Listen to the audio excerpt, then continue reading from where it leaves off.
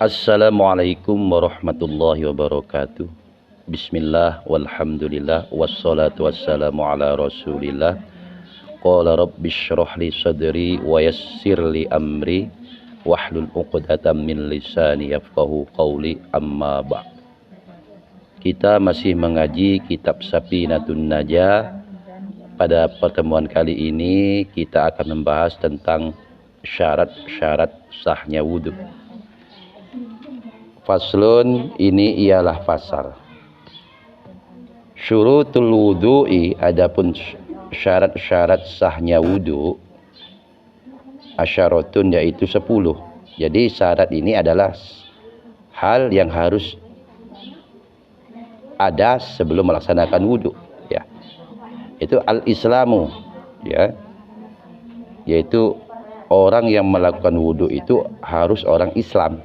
Jadi selain orang Islam ya tidak sah wudhunya. Terus yang kedua, wat-tamyizu, ya. Yaitu orang yang melakukan wudhu itu harus tamyiz. Artinya anak kecil yang sudah bisa membedakan buruk baik itu dinamakan tamyiz. Jadi jika anak kecil itu melakukan wudhu, maka itu sudah sah wudhunya, ya, meskipun dia belum balik. Yang penting sudah bisa membedakan buruk baik. Seperti contoh, mana yang kotor, mana yang bersih, dan lain sebagainya. Terus yang ketiga, wan naqa'u anil haidi wan nifasi, yaitu suci atau bersih dari haid dan nifas. Jadi orang yang haid atau nifas itu dia juga tidak sah berwudu. Terus wa amma, dan suci dari hal-hal yamna'u, yang dapat menghalangi usulal ma'i, sampainya air, ilal basyarati, ke kulit. Seperti nempel cat minyak seumpamanya, otomatis airnya tidak sampai ke bawah kulit, ya, karena terhalang oleh cat itu. Maka itu harus dibersihkan dulu sebelum berwudu. Terus yang selanjutnya, wa alla yakuna, ya, harus tidak ada alal adwi, pada anggota wudu itu, ma, sesuatu, yughayyiru, yang dapat merubah al-ma'a, kesucian air. Seperti ada kotoran, ya, tai ayam seumpamanya, kita langsung berwudu, otomatis airnya langsung berubah itu. Dari ketika kita basuh, misalnya di tangan kita basuh, maka otomatis airnya berubah menjadi mutanajis. Oleh karena itu sebelum berwudu ya harus dibersihkan dulu anggota wudu dari benda-benda yang dapat merubah kesucian air. Terus yang selanjutnya, wal ilmu bifardiyatihi, harus mengetahui bifardiyatihi, tentang tata cara berwudu, ya, bagaimana mau berwudu kalau tidak tahu cara berwudu yang baik, ya. Terus yang selanjutnya, wa alla ya'taqidah, ya, harus tidak meyakini fardhon, kepada salah satu fardu-fardunya wudu, min furudihi, dari fardu-fardunya wudu, sunnatan.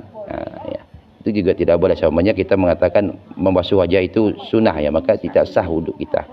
Jadi terus syarat yang berikutnya, wal ma'ut tahuru, harus menggunakan air yang suci, ya, tidak boleh menggunakan air yang tidak suci, seperti habis cuci piring, habis mandi, dan lain sebagainya, ya.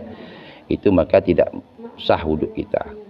Terus yang persyaratan yang ke-9, wadukhulil wakti, harus masuk waktu, telah masuk waktu sholat, ya, wal muwalatu, dan harus wudhu sekaligus, ya, tidak boleh terpisah-pisah. Itu terkhusus bagi orang lidaimil hadasi, bagi orang yang selalu berhadas, seperti orang penyakit beser atau penyakit salala, atau wanita yang selalu mengeluarkan darah dari kemaluannya, ya. Bagi orang yang seperti ini, kalau dia mau melaksanakan sholat, maka dia harus berwudu setelah masuk waktu sholat atau setelah azan. Dan juga perlu digarisbawahi, orang yang seperti ini wuduknya itu setiap sholat, artinya setiap sholat wajib.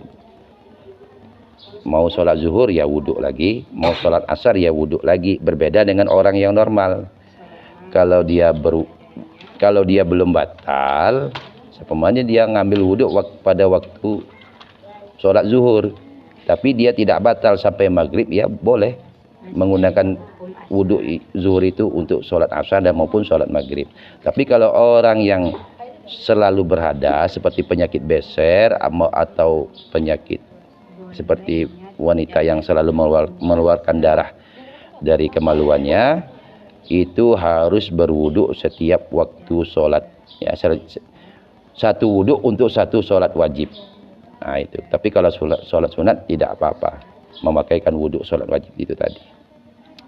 Mungkin ini dulu, mudah-mudahan bermanfaat. Kita tutup. Subhanallahi wa bihamdihi, subhanallahi wa bihamdika, asyhadu an la ilaha illa anta, astaghfiruka wa atubu ilaik. Wassalamualaikum warahmatullahi wabarakatuh.